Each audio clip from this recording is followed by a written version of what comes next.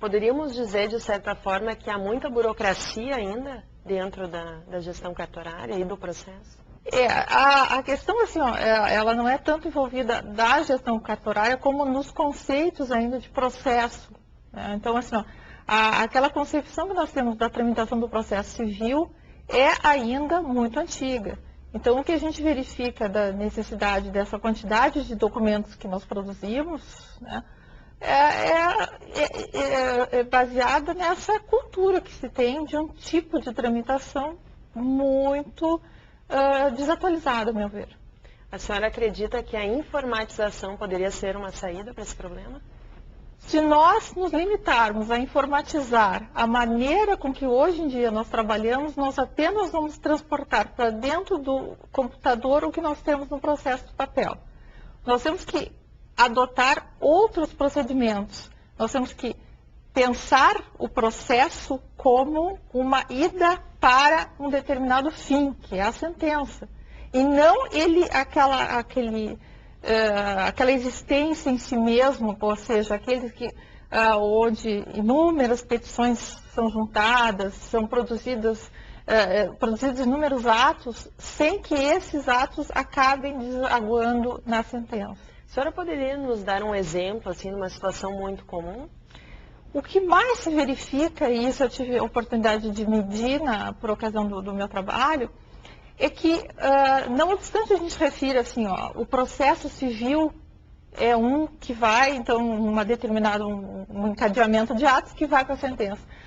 O que a gente mais verifica é que cada pessoa, cada servidor, cada um que intervém nesse processo tem a sua própria concepção do que deve ser feito. E, consequentemente, nós não temos padrão. Então, a falta de uma padronização dos procedimentos faz com que alguns sejam eficientes e outras vezes esse mesmo ato praticado por uma outra pessoa não tenha essa eficiência. Por que esse tipo de diferença se cria?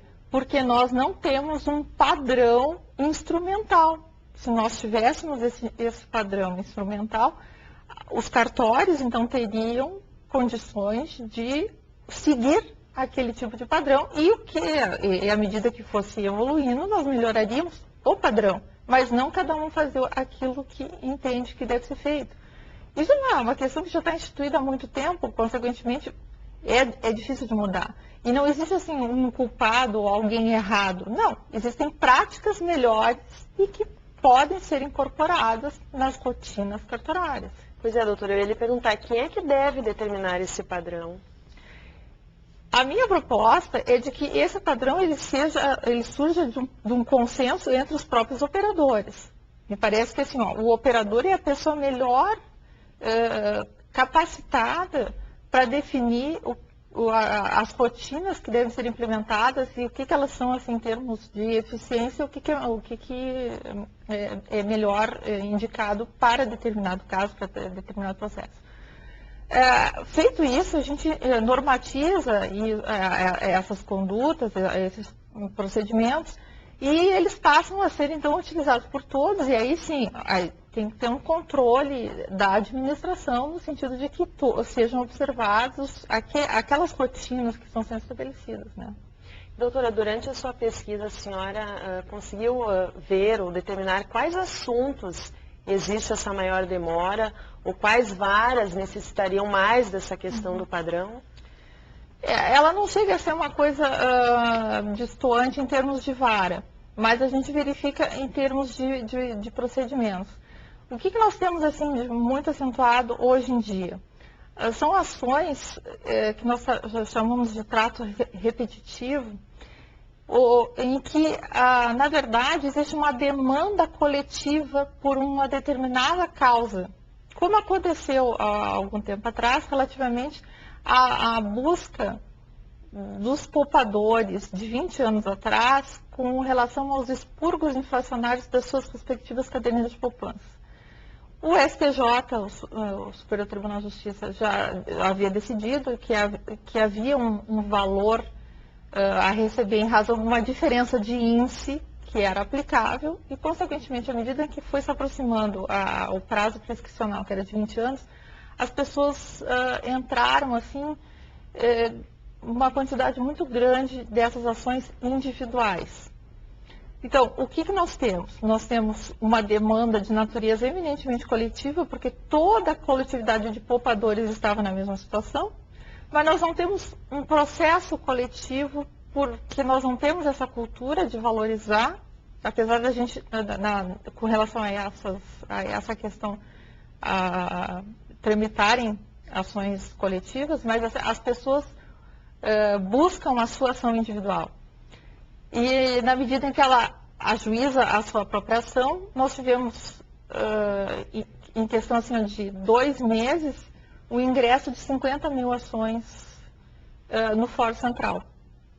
O que isso significa? Isso significa que nós vamos realmente, em cada setor que essa quantidade de ações passar, ela vai ser um gargalo, né? E aí, à medida em que ele vai trancando as etapas, cada vez isso vai ficando maior e mais severo de resgatar. Então a gente vê assim, o que se indica para uma situação dessa? Nós temos que, numa situação dessas, tratar a demanda coletiva. E assim como essa das cadeiras de poupanças, existem outras tantas em que as relações de consumo são muito uniformes e, portanto, quando existe uma lesão, muitas pessoas são atingidas por ela. Se cada uma delas entrar com a sua demanda individual, nós vamos ter de novo esse tipo de gargalo. Mas então, como mudar essa realidade, doutora? É pelo trabalho dos advogados, a OAB, então, trabalhar com os advogados, vamos juntar todas essas ações, porque, né, a pessoa ali tem um problema, como é que ela sabe que ela pode entrar com uma ação coletiva? Isso deve começar pelo trabalho do advogado?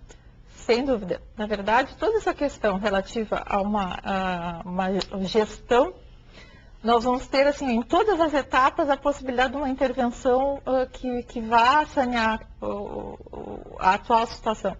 A primeira delas é essa. Nós precisamos, assim, inclusive no meio dos advogados, que são nossos fornecedores, instituir a ideia da demanda coletiva. Isso já é um ponto. Depois, na medida em que entramos dentro do judiciário, nós temos que começar a trabalhar a ideia de padrão, também pela questão relativa às especializações de matérias. À medida em que eu tiver matérias mais especializadas, eu tenho servidores mais capacitados naquilo ali que tem que ser cumprido. Consequentemente, o que eu fiz? Eu simplifiquei a rotina deles de trabalho e posso, inclusive, gerenciar e medir com muito mais facilidade. Hoje, nós não temos esse tipo de situação. Cada vez que eu tenho uma diversidade muito grande de procedimentos que uma pessoa deve cumprir, ela vai fazer o quê? Ela vai passar de uma atividade para outra e todas elas, ela tem que buscar, verificar como é que é, enfim. Se eu tenho uma similitude naquilo que tem que ser feito, ela estuda e se prepara uma vez só e ganha tempo. Doutora, para finalizar nossa entrevista, como é que está a situação, como é que a senhora avalia o trabalho dos cartórios hoje na Justiça do Rio Grande do Sul? Bom, eu tenho, assim, já viajei muito pelo interior, eu conheço diversos cartórios e, na minha concepção, eles desempenham uma função, assim, essencial para a Justiça.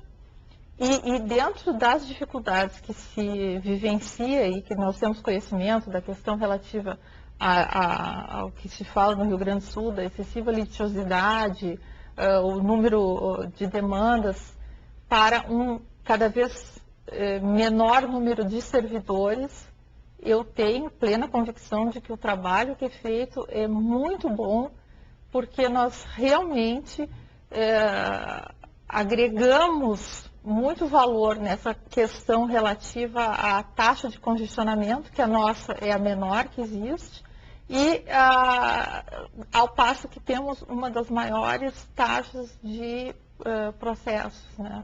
De quantidade de processos em tramitação, processos julgados, enfim, seja qual for a avaliação numérica que é feita, nós temos um resultado sempre no superlativo.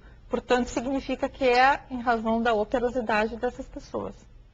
Doutora Rosane, muito obrigada então pela sua presença aqui no nosso programa e também parabéns pelo seu trabalho e que possa colaborar aí com a Justiça do Rio Grande do Sul.